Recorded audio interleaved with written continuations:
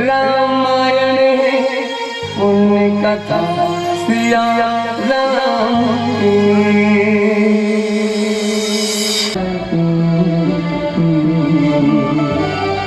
ये तो लगाना गाना जोहार प्रभु तोला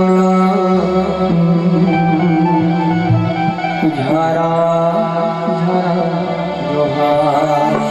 दुनिया में होता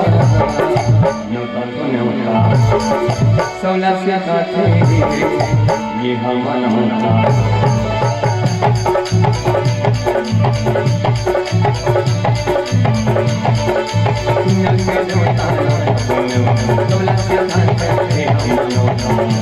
संत ज्ञानी करेगा गोरा तो लगाना गाना जो हर प्रभु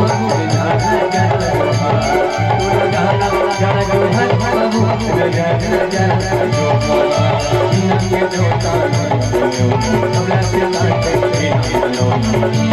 संत ज्ञानी करेगा गोरा तो लगाना गाना जो हर प्रभु तो लगाना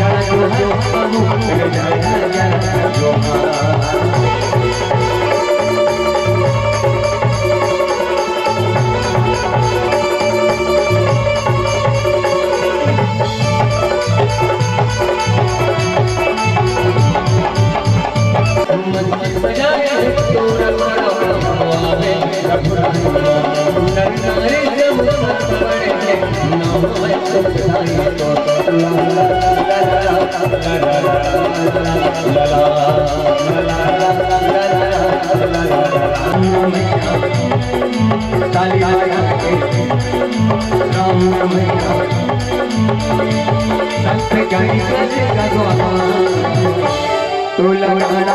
जो हर प्रभु तो लगाना गाना जो प्रभु तो लगाना गाना जो प्रभु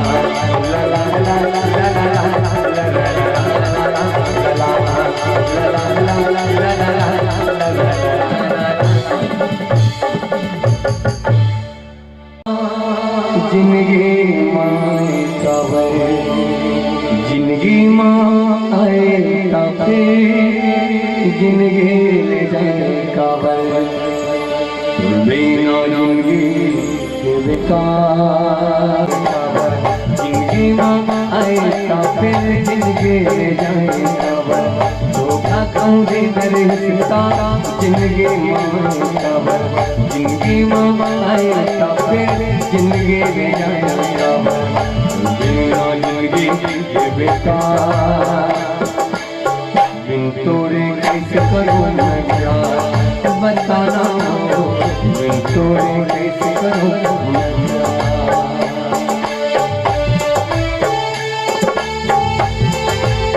तो केवल नैतिक बल से प्राप्त होते सज्जनों। और रावण के जो नैतिक बल है वो टूट चुके हैं क्योंकि वो भय से कांपते हैं, डर से कांपते हैं क्योंकि रावण अभी डरे हुए हैं। चोरी जो करे सीता जी के चोरी करने वाला चोर के मन में भय ना हो डर ना हो ऐसे हो नहीं सकते, इसलिए रावण डरे हुए हैं।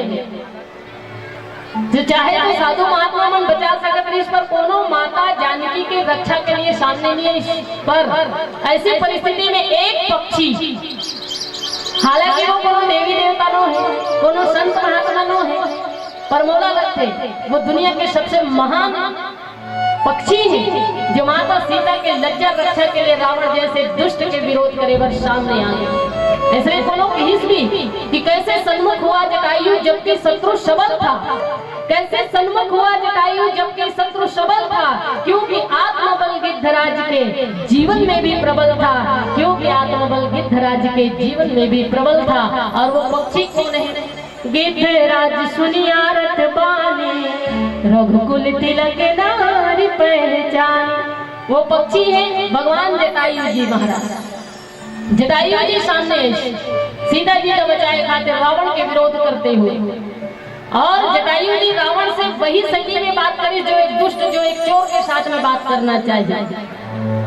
जटायु जी बहुत ही सुंदर संकेत देते। आज अगर समाज में कोनो संपन्न व्यक्ति है, कोनो धनवान व्यक्ति, कोनो शक्तिशाली ताकतवर व्यक्ति है गलती करते, तो हमारे में ये हिम्मत नहीं हुई कि हम उसका सामने से जवाब दे सके। कोनो संपन्न व्यक्ति अगर गलती करे तो वो बोले कि हमारे में हिम्मत नहीं हुई, पर वही गलती अगर कोनो गरीब घर के आदमी कर दे ना, गरीब आदमी कर दे, तो गांव भर के मन मिल के बैठक सकला के 30-40 हजार दंड घोलो रहते। ये आज समाज की विडंबना है कि संपन्न व्यक्ति गलती करे तो बोले कि हिम्मत नहीं है, गरीब व्यक्ति गलती करे तो दंड हो जाए। पर जटायु जी से शिक्षा ले। जटायु जी महाराज रावण के साथ वही शैली में बात करी जिन शैली के वो अधिकारी ऋषि। हालांकि रावण दुनिया के सबसे ताकतवर योद्धा ऋषि है, सबसे शक्तिशाली योद्धा ऋषि, पर जटायु जी महाराज रावण आदर नहीं, रावण सम्मान नहीं, रावण सीता जी छोड़ दे, ऐसे नहीं की। फिर रावण के साथ वही शैली में बात करी जो एक चोर के साथ बात करना चाहिए, जो एक दुष्ट के साथ में बात करना चाहिए। जटायु जी रावण से कहे, रे रे दुष्ट ठाड़ किन होई, अरे दुष्ट रावण हो कहाँ चले जाता, निर्भय चले से न जाने सुमोई। जानत नहीं है अभी गिद्धराज जटायु जीवित थे, लेकिन जटायु जी जब रावण के सन्मुख क्रोध से भर करके आई तो रावण ने ही लगते कि ये पर्वतराज मैनाक हो ही का। फिर सोचते कि कहीं ये स्वयं यमराज तो न है, फिर सोचते कि कहीं ये भगवान विष्णु तो न है जो गरुड़ में विराजमान होकर के आता। लेकिन जैसे ही जटायु जी सामने पहुंचे रावण कहे, अरे रे रे रे ये तो वृद्ध जटायु है, बूढ़ा जटायु। आइए वृद्ध जटायु और का बिगाड़ी कहते जाना जरठ जटायु मम कर तीरथ छाड़े सीधे। माता सीता के हरण करके ले जाते दुष्ट रावण है। सीता माता के दो नयन सजल है, अश्रुपूरित है। विपत्ति के समय में, संकट की घड़ी में माता सीता का विलाप करत है, और ऐसे परिस्थिति में कोनो पिता की तरह ये कहे कि बेटी तू चिंता मत कर, अभी तो पिता समान जटायु जिंदा है। आप विचार करके देखो माता सीता जी कैसे लगी। ऐसे विपत्ति के समय में, ऐसे संकट के घड़ी में कोनो पिता की तरह वात्सल्य भाव से ये कहे कि बेटी तू चिंता मत कर, कैसे लगी सोनी माता जानकी वो समय में जब जटायु जी बेटी कह के संबोधन करे। वरदाई हो ये दुनिया में एक स्त्री जितना अपन पति के साथ में सुरक्षित महसूस नहीं करे, जितना अपन भैया के साथ में सुरक्षित महसूस नहीं करे, ओकर से कहीं ज्यादा वो अपन पिता के साथ में सुरक्षित महसूस करते, अपन पिता के साथ में सुरक्षित महसूस करते। इसलिए माता सीता ने भी लगी कि कोई तो है जो वो लज्जा रक्षा के लिए दुष्ट रावण के विरोध करे, बस पिता की तरह सामने खड़े हुए हैं। और माता जानकी जी के हौसला बढ़ जाते, आत्मसंबलता बढ़ जाते। माता जानकी ने यही लगते कि अब ये दुष्ट रावण के खैर है, अब तो लेकर चंगुल से मुक्त ही हो जाओ। और जटायु जी महाराज सामने इस रावण के विरोध करी, रे रे दुष्ट ठाड़ किन होई, निर्भय चल सिर जाने सिमोही। जटायु जी महाराज बहुत ही अनुभव के साथ रावण के ऊपर प्रहार कर चंच और पंजा से प्रहार करते हुए रावण के चोटी खींच के धरती में गिरे। और जटायु जी बहुत सुंदर संकेत करते, फूल बनकर जो जिया उनको यहाँ मसला गया, फूल बनकर जो जिया उनको यहाँ मसला गया, आदमी को फौलाद के सांचे में ढलना चाहिए।